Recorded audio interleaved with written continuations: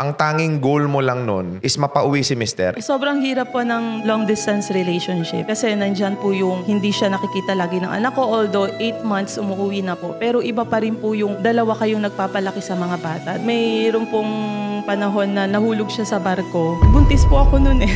Akala mo mawawala na siya. Doon po talaga ako nagsikap. Talagang sinabi mo sa sarili mo na Kailangan po nandito na lang kami na magne-negosyo.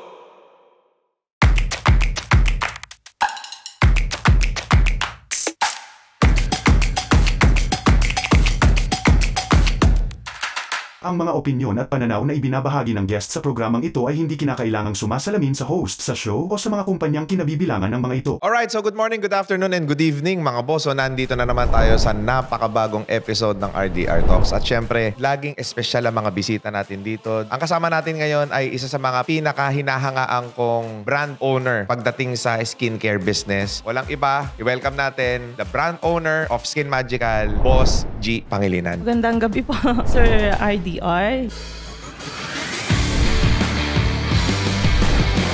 Ayan. So, kamusta ka ngayon? I believe kagagaling mo lang ng ibang bansa. Saan ka galing? Yes, galing po kami sa Thailand para po makapag-create ulit ng bagong product na dadalhin po namin dito sa Pilipinas. You've been around na rin sa iba't ibang mga media platforms and your success story inspired thousands of people. Pero gusto ko maikwento mo rin sa amin dito yung bahagi ng istorya mo paano nag-umpisa ang Skin Magical. Bago magsimula yung Skin Magical, may una pa akong brand, yung Spix G. Nag-start po yun 2013. And bago po mag-start yung skincare business ko, nagtinda po ako ng mga iba-ibang klaseng product galing sa Divisoria. Kagaya ng? Kagaya po ng mga baby products na may mga toys po ng mga bata. Yun po yung aking tinitinda na talagang ina-LRT pa namin para makarating sa amin. Then binebenta po namin online. Online po talaga yung pinakang malakas na way para magbenta na kahit nasa bahay ka na. Kasi ang asawa ko po noon is seaman. Okay. Kasi ang gusto ko po is mapauwi siya para sama-sama po kaming magnegosyo dito. Then, nung kumita po kami sa baby products, naisipan ko po na mag-skincare. Kasi ang nag-start po kasi yung skincare namin dun sa sister ko. Kasi 3 po kami magkakapatid. Yeah. Magkano yung starting capital mo dun sa Divisoria product? Nag-start lang po ako sa 1,000 para dun sa iba-ibang klase ng produkto online. Kasi before po, meron lang akong kinukuhanan sa online. Then, ang ginagawa ko po is pre-order. Once na may order na po ako, saka ko lang po binibili dun sa supplier. Magaling kang magbenta-benta. Graduate ka ba ng sales? Marketing? Hindi po. Computer science. Napakalayo nung kurso mo doon sa tinahak mong trabaho. Nagtitinda-tinda ka. Nung mga panahon na nagtitinda ka, syempre may mga classmate ka nun. Comsci graduate ka, ba't ka nagtitinda dyan? Ano pakiramdam na may mga taong gumaganon sa'yo? Noong 2012, 2013 po, hindi ko po inisip yung sasabihin nila. Ang nasa isip ko lang po kasi, di ba po pag nagbebenta tayo, ang unang-unang hindi susupport sa atin, yung mga kakilala pa natin. Yun yung na-feel ko po eh. So, ang ginawa ko po talaga is nag-advertise ako sa social media, sa Facebook. Tumutok ka doon sa mga taong hindi mo kakilala? Yes po. Kasi mas marami yun. Kasi nung 2012, 2013 po, hindi mo kailangan ng puhunan eh. Kasi doon nag-start po ang online selling. Hindi mo kailangan ng puhunan para yumaman? Hindi po ako nag-start ng puhunan doon sa baby products. Nagpo-post lang po kami ng mga picture, ng mga product. Yeah. Then once na may nag-order po, kasi sa online po, kailangan magbayad ka muna. Doon ko po binabayad sa supplier, yun po, papaship doon. So hanggang nakaipon po ako ng puhunan, then nakapag-skincare po ako. Ang ipinuhunan mo sa negosyo, diskarte? Yes, diskarte po. Kasi kahit po natapos ka ng isang sales and marketing, pag wala ka pong diskarte, wala rin. Talo ng madiskarte ang matatalino. Pero kung meron kang lahat ng Lahat mga ng factor yun. na yun, mas mabilis kang yayaman. Yes po. Ang tanging goal mo lang nun is mapauwi si mister. Ilan na anak nyo at that time? 2 pa lang po. Ano ang pakiramdam ng isang ina na may 2 anak dito na malayo sa kanya yung kanyang asawa? Sobrang hirap po ng long distance relationship kasi nandyan po yung hindi siya nakikita lagi ng anak ko, although 8 months umuwi na po. Pero iba pa rin po yung dalawa kayong nagpapalaki sa mga bata. Since kinasal po kami, nagsima na agad siya. Isa pa lang yung anak ko, umalis na siya. Para pong nahihirapan po kung tingnan na nandun siya sa ibang bansa. Pero alam nyo po ba, nung nasa ibang bansa siya, yung mga pinapadala niyang allotment, halos hindi nagkakasya. Pero siguro po, nagkakabaon-baon din ako sa utang kasi Lubog ka rin sa utang dati? hindi pa ako marunong mag-handle ng pera. Kasi ang iniisip ko lang po, once na may nagpadala siya, parang one day millionaire. Ganun ang nangyayari. Bago po ako pumasok sa negosyo, ang dami ko na pong sinubukan. Marami kang failure. Marami po, sobra. Ano yung pinakamahirap mo pinagdaanan na hindi mo makakalimutan? Marami po. Mahirap po kasi na magkahiwalay kayo kasi noong 2003 po, nung kinasal kami, talagang lahat sa kanya, kumbaga, Pamilya. pamilya.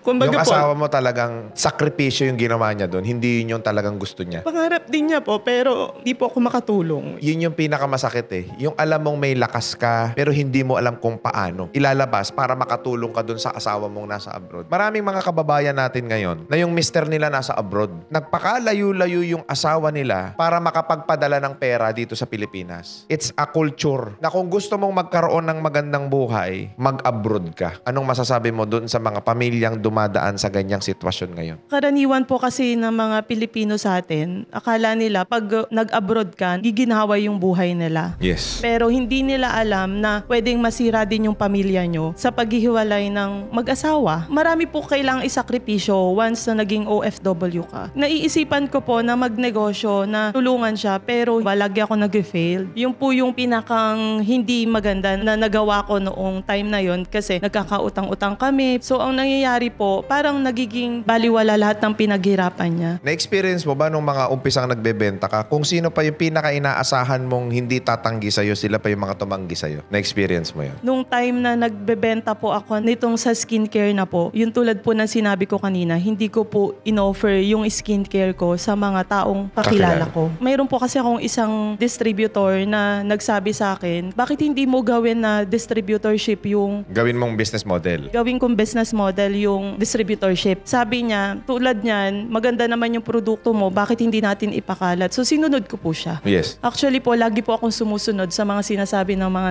Mas nakakauna sa'yo sa negosyo. Yes po. Yun po, nag-start po ako ng distributorship hanggang dumami po na dumami. Nakita po ng mga tao kung gaano ka-effective yung product. Yes. So doon po nag-start lahat ng skincare kung bakit siya lumaki. Yung tagumpay mo na tinatamasa mo ngayon is nanggaling dun sa malalim na dahilan. Na Oo. gusto mo magkasama kayo ng asawa mo. Gusto mo magkasama kayong maitaguyod ang pamilya nyo, mapalaki yung mga anak ninyo. Yun yung hugot mo. Yun po yung pinaghugutan ko. Kasi noong time na nasa barko po siya, mayroon pong panahon na nahulog siya sa barko. Buntis po ako noon eh.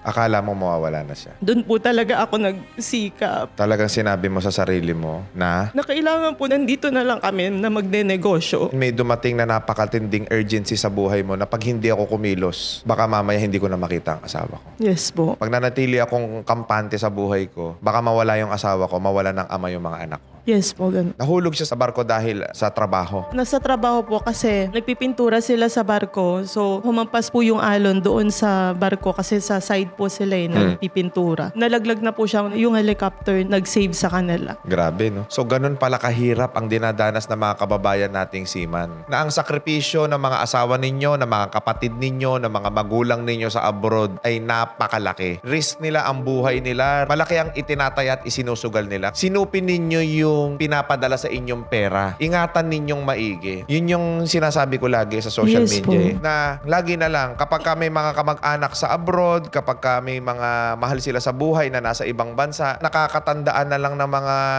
pamilya na umaabot na lang sa senior citizen na edad, na nandun pa rin yung mahal nila sa buhay sa abroad. Totoo po yun. Kasi nung na-experience ko po na mag-travel abroad, doon ko po nakita kung gaano kahirap maging OFW. Kala siguro ng mga taong nandito sa Pilipinas na ganun kadali ang buhay doon. Although po, maganda yung mga benefits, pero hindi po sila basta-basta makauwi. Kasi ang hirap nung pera, kung gaano kalaki yung kinikita nila doon, ganun din kalaki yung ginagastos nila. Kaya mas gugustuhin ko po na magnegosyo dito sa atin, kasama ang buong pamilya. Kasi dito po, lahat ng kikitain mo sa abroad, kayang-kaya natin kitain dito sa Pilipinas. Basta masipag ka sa lahat po Pwede ng kang gagawin umasenso. natin. Yes po. Ano masasabi mo dun sa mga taong wala namang pag-angat ang buhay dito sa Pilipinas? Siguro po, kaya hindi sila umaangat kasi hindi nila sinusubukan. Yung mga taong nagsasalita ng ganon, sila yung mga taong ayaw lang sumubok. Nauunahan po sila ng baka mag-failed sila. Ako po, since 2003 nung nag-asawa po ako, hindi po ako tumigil. Kasi kailan lang naman po ako naging stable po yung business ko. 2012, 2013 po, nagdire-diretso yung pagkakaroon ko ng regular income. Kasi 2003, nagtinda din po ako ng mga burgers sa harap ng bahay namin. Kung ano-ano pong sinubo kong negosyo. Wala pong masama, lahat pwedeng subukan. Basta yun po yung paghuhugutan natin eh. Yung pagbagsak mo ang daan para magtagumpay ka sa buhay. Yun po talaga, sa rami ng dinaanan ko po na failure, talagang sabi ko po, once na naging successful ako, aalagaan ko. May times naman po talaga tulad ng pandemic, may experience naman po talaga natin na minsan talaga ang business is humihina, lumalakas. Hindi naman po laging Pasko sa negosyo. Meron po talagang kailangan mo magpahinga, pero once na nagpahinga ka, kailangan mo ulit bumangon at lumaban. Normal sa buhay na dadaanan tayo ng napakatitinding pagsubok, problema, bagyo sa buhay. Normal lang po yun. Kahit po successful ka na, na-experience din po namin yun. Paano mo unti-unting napalago ang Skin Magical? Actually po, 2015, nag-start sa Skin Magical.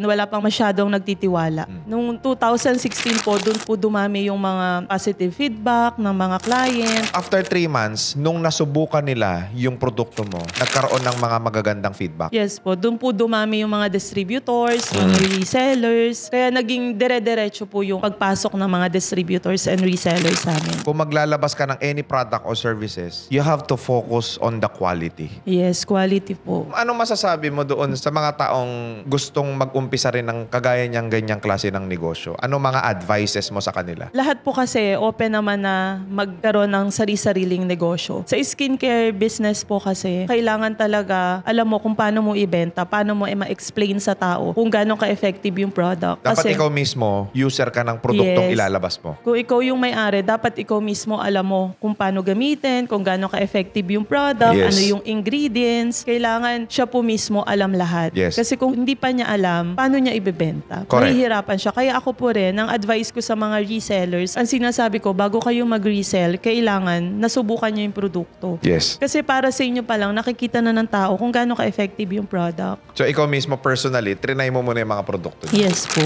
Lahat po yun. Hindi man po ako, pero mga staff namin, nagtatrial po talaga kami. Kasi kung wala naman pong magiging effect, hindi po namin ipinupush yung product. Kaya nagtagumpay ang Skin Magical. Detalyado kayo pagdating sa quality ng mga produkto ninyo. Yes po. Ngayon, ang Skin Magical po ngayon, it is already available na rin pati sa ibang bansa, no? Yes po. Napakahusay mo, no? So, ano yung step na ginawa mo nun para lalo pang mapalakas yung brand mo? Gumamit po ako ng media. Yes. Kasi importante po sa isang brand na meron din tayong marketing effort na ginagawa sa ating brand. Hindi po kasi pwede na ito lang, nandito lang tayo sa Facebook. Gumagamit din po kami ng mga OOH. May puhunan din po kami nung hindi pa po kasi nagpa-pandemic. Talagang isang buong taon, pulos kami po yung nandun. Magastos yan, ah. May balik ba yan? Meron po. Kasi help na din po namin yung sa mga distributors namin para mapakita din po sa mga tao kung gaano sila naging successful. Kaya ka gumagastos dahil tulong mo to sa mga distributor mo. Kahit anong ganda ng produkto mo, kahit anong effective niyan, kung hindi ka magma-marketing, wala rin kwenta. Wala po. Totoo po yun. Kasi nagpahinga ako ng kalahating taon ng 2022 pagmamarket. Yes. Doon ko po naramdaman na nasa TikTok po talaga yung market ngayon.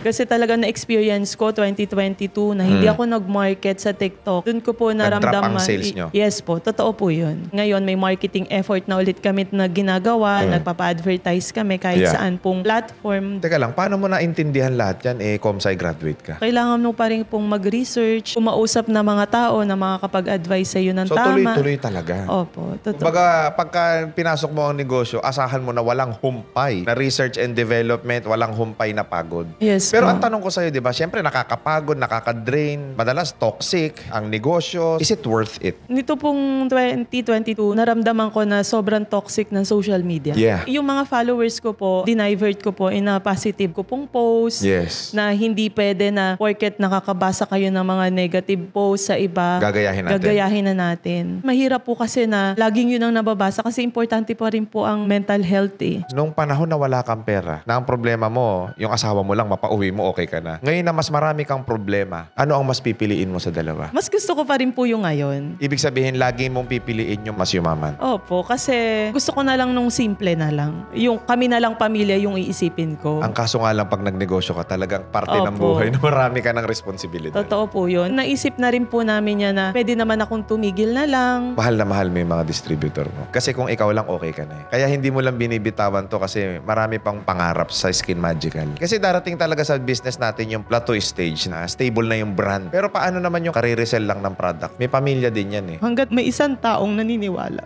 tutulong kayo. Nawawala kasi yung konsepto ng puso pagdating sa pera. Kailangan mong dagdagan ng puso ang negosyo eh. Based on my observation, correct me if I'm wrong. May bahay ka na eh. May kotse ka na. Magkakasama na kayong pamilya. Kompleto ka na sa buhay eh. Ang kinibilibang ko sa iyo ngayong mga oras na to, hindi pa to yung goal ko sa buhay eh. May mga reseller pa ako eh. May mga distributor pa ako hindi yumayaman, kaya hindi ako titigil. Totoo po yun. Ang goal ko lang po talaga lagi, kailangan mahigitan ko yung nagawa ko nung nakaraang taon. Kung noong 2019, talaga pong sobrang boom po ng business, gusto ko pa mahigitan yun. Para kanino? Okay ka na eh. Para po sa mga taong umaasa pa rin sa akin. Ang dami mo na nabigyan ng magandang buhay eh. Hindi ka pa huminto. Mahal ko po kasi yung brand, yung mga taong naniniwala sa akin. Tsaka gusto ko po, yung mga anak ko po, yung mag-handle ng negosyo. Yan po kasi yung pinaka-importante. Kaya kahit anong hirap, kahit ano pong struggle ng business, importante po sa akin, basta kumpleto yung pamilya ko. Grabe yung puso mo. Hindi ko kinakaya. Kung normal ka mag-isip, magpapahinga ka na eh. Ang hirap abutin ng puso mo kasi sobrang pure yung intention mo eh. Ramdam ko eh kung ano yung concern mo. Kung ano yung laman ng puso mo sa mga reseller mo, sa mga distributor mo. Kung ano yung gusto mong mangyari sa buhay nila eh. Kung ano yung gusto mong ipaintindi sa kanila eh. Pero hindi mo ito kayang ipaliwanag sa kanila eh. Hindi mo kayang ipalit yung puso mo na ilagay mo sa puso nila para maintindihan kanila. Hindi mo po pwedeng ilagay yung mata mo sa mata nila para makita nila yung gusto mong maipakita sa kanila. Sa mga reseller, sa mga distributor ng Skin Magical, gusto ko sana ramdamin ninyo. Kasi bibihira yung CEO na may puso. Bibihira na sa mundo natin ngayon, yung meron pang gustong magmalasakit sa inyo na ibang tao. Bibihira yun. Meron lang akong tanong, no? Kasi ito, nababother ako eh. For so many months, talagang sobrang rampant ng toxicity ngayon sa social media. What can you say about those brand owners that they are continuously fighting para lang mapansin sila ng tao at mabenta yung produkto nila? Anong take mo dyan? Actually, dumaan din po ako sa ganun. Pero hanggat maaari po, ayoko talaga na nakikipag-away sa social media. Kaya lahat po ng pinopost ko about positive lang. Pag meron pong tao na gustong magparinig sa akin, hindi ko po talaga binabasa. Ang pinakang importante po talaga sa akin, yung mental health. Sa halip na nagnenegosyo na lang po sila, ang pag-aaksayan pa nila ng panahon, yung panoorin tayo. Kasi hindi naman po lahat ng tao concerned sa atin eh. Ang iba po dyan, pagtatawanan tayo. Kasi nag-aaway tayo. So hindi po lahat ng tao pare-pareho ng iniisip sa lahat ng nababasa. Pag ako po yung nasa sitwasyon na ganun, hindi ko po kayang makipagbalikan ng salita. Hanggat maaari po gusto ko in a positive way kasi tutularan po tayo ng mga resellers natin. Kailangan tayo po yung nakikita nila na magandang ehemplo. Alam mo, may mga CEO nag-aaway para lang mapansin sila, mabili yung produkto nila. Pero meron naman tao na ang gusto naman nila is to spread hate. Para lang mapansin ka, para mabili yung produkto mo, kailangan mong gumawa ng scene sa social media. Hindi ko nakikita sa'yo yan. Pero kung yun na lang, ang tanging paraan para lalo pang lumakas ang Skin Magical, gagawin mo ba siya? Hindi ko po gagawin kasi iniisip ko din po yung pamilya ko. Kasi once na ako po yung lumagay sa sitwasyon nila, ang unang-unang isipin ko po, yung pamilya masasaktan sa mababasa sa mga comments ng mga tao. Correct. Yun po yung unang iniisip ko. Pero kung sarili ko lang, Kaya mo. siguro kaya ko po.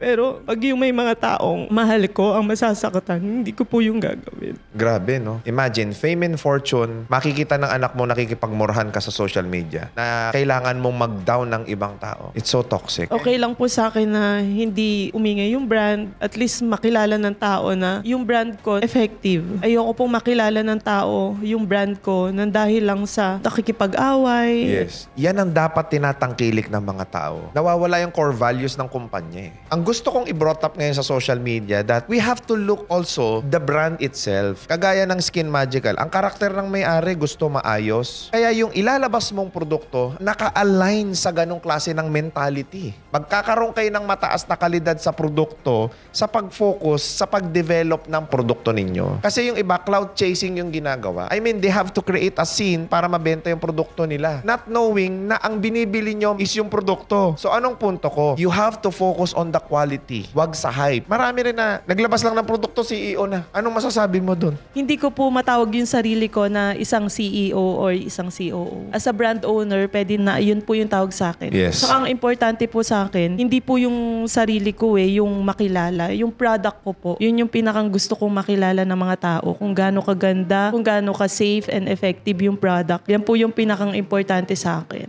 Si Skin Magical, isa itong brand na pag sinabing rejuvenating set, Skin Magical yan. Would you agree on that? Actually po, yes. Pero bakit Skin Magical ang bibili ng tao? Ang Skin Magical po kasi since 2015, proven and tested po na talagang epektibo to. Yes. At marami pong naging successful at marami din pong OFW na nagstay na po dito sa Pilipinas. Sa mga OFW na gustong mag-start ng negosyo din po, pwede rin po silang mag-start. Kasi yung pong ibang umuwi na mga OFW, mas malaki pa po yung kinikita nila na magbenta ng skincare kesa po sweldo nila dun sa ibang bansa. Ilan na napayaman mo? Hindi ko na po mabilang. Marami pong nagpatayo ng bahay, marami pong nakabili ng sasakyan, nakapagpundar po sila ng mga lupa. Yung mga kagaya niyong negosyante, napakarami niyong natutulungan. Isipin mo, naging instrumento ka kung bakit nagkaganon yung buhay ng napakaraming tao. Opo. Ang Skin Magical, parang nakikita ko siya na negosyong pang pamilya eh. Bakit ganon? Ang Skin Magical po, meron po kaming client na buong pamilya nagbebenta. Lahat sila gumagamit. Kasi ang skincare po talaga namin is pang pamilya. May panlalaki, may pambabae, may pangmatanda. Depende sa age. At depende po sa skin type natin. Yes. Ano to? FDA approved lahat ito, no? Yes po, FDA approved po kami since 2015. Oo. Ano pa ang goal ng Skin Magical? Ngayon po, ang Skin Magical, marami po kaming nilalabas ngayon na iba-ibang line ng product na galing po sa ibang bansa. Like, meron po kaming iba-ibang klase ng collagen. Oy, uso yan ah. Yes po, iba-ibang klase ng collagen na wala pa po dito. Kumbaga po, yung mga katulad lang po ng jelly drink na parang Jelly Ace. Yung po yung meron kami ngayon na ilalabas. Ilalabas.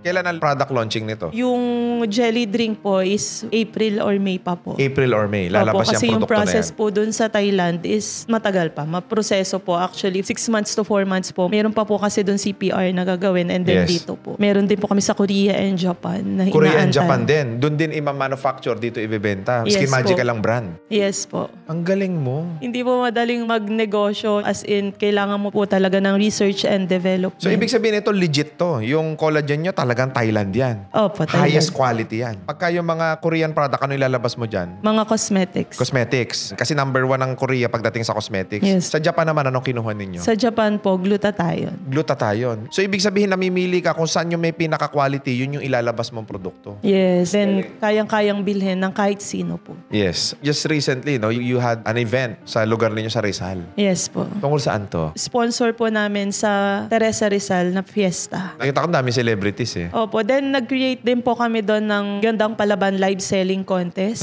Yan po yung, kami pa lang po yung gumawa nun. Gandang Palaban, live Opo, selling. Live selling contest. Mga nagla-live selling po na mga online seller na pinaglaban-laban po namin kung paano yung creativity nila, yung paano makipag-communicate sa tao, paano nila ma-explain yung product sa tao. Alright. Paano maging isang G Pangilinan? Mahirap. Sa mga nakakakilala po sa akin, alam po nila kung ano yung pinagdaanan ko since nang nag-asawa po ako, kahit po nung nag-aaral ako, sa paghahanap po ng fit sa aking negosyo. Sobrang hirap po, pero kailangan mo talagang mag-fail para matuto. Kasi mayroon po tamang timing, mayroon po talagang panahon na doon tayo magiging successful. Kasi kung susuko ka, hindi mo malalaman kung ito na ba yung para sa'yo. Kasi hindi mo naman sinubukan eh. Karamihan po kasing mga Pilipino, takot silang magnegosyo. Totoo po yun. Natatakot sila, baka malugi lang ako. Pag may pera sila, sabihin nila, tsaka na lang. Marami pong ganun talaga. Pero paano mo malalaman kung hindi mo susubukan? Galing. Pag natalo ka, edi laban ulit. Bangon ulit. Ganun pala maging isang G Pangilinan. No? Marami pong failure pero Keep on fighting. yes, kailangan po talaga. Until you reach the top. Bukod sa napakakilala ng Skin Magical, ang Skin Magical is already a household name. Bilang napaka-successful na negosyante, palaban na nanay, I'm really inspired and moved based doon sa mga kwento mo sa akin. Ito yung nakikita ko bakit ka nagtagumpay. Sa lahat-lahat, nandun na yung sipag eh. Nandun yung galing, nandun yung talino. Doon sa lahat ng factor na yon, ang pinaka nagdala sa tagumpay, meron kang napakalaking puso. Kasi marami namang may intention eh. But it's not pure, just like you. But you have the purest intention of them all. No? Kaya ka siguro napakayaman at napaka-successful mo ngayon. Hindi pa po ako mayaman. Papayaman pa lang.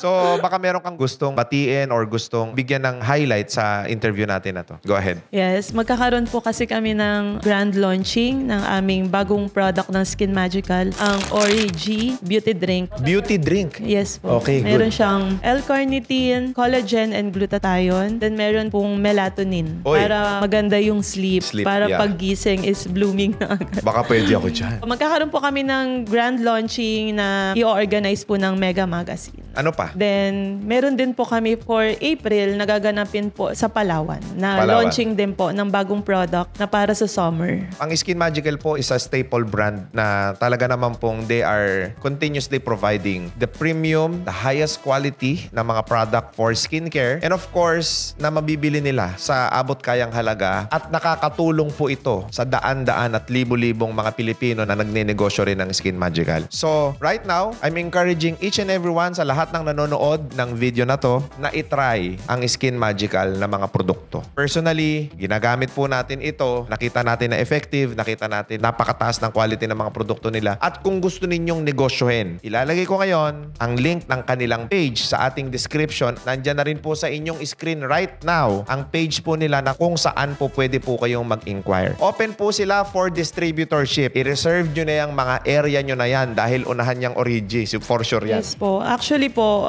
meron na kaming mga regional distributor sa NCR, Region 1, and Region 3. And meron pa po kaming mga for approval na mga nag-a-apply po na mga distributors. So marami pang regions ang available. Yes po, How meron about po. provincial? Provincial and city distributors, meron pa po. Yun. So yan, sa lahat ng mga gusto maging distributor, provincial distributor, city distributor, and resellers ng produktong Skin Magical, maglo-launch pa sila ng panibago nilang produkto na siguradong papatok sa merkado. Ayan. So, i-like nyo na, i-follow nyo ang page ng Skin Magical. Also, message them doon sa Facebook account na nakikita nyo ngayon sa inyong screen para kayo po ay makapag-inquire na at makabili ng napakagagandang produkto ng Skin Magical. Thank you so much, Miss Thank G. you po. Napakaganda ng kwentuhan natin. Haging-haging na akong maiyak din eh. Okay. Thank you Alright. po. Maraming salamat sa napakagandang kwentuhan, napaka-inspiring na mga storya at napakapunong-puno ng kaalaman na podcast and interview. Thank you so much po. Alright mga boss, so do not forget to follow my Facebook account. Of course, wag nyo na rin kalimutan i-click yung notification bell para lagi kayong updated sa mga videos natin. And also do not forget to follow us on TikTok and IG na rin po. Wag nyo kalilimutan na mag-follow po kay Boss RDR. Muli mga boss, maraming salamat and God bless sa inyong lahat. Thank you so much.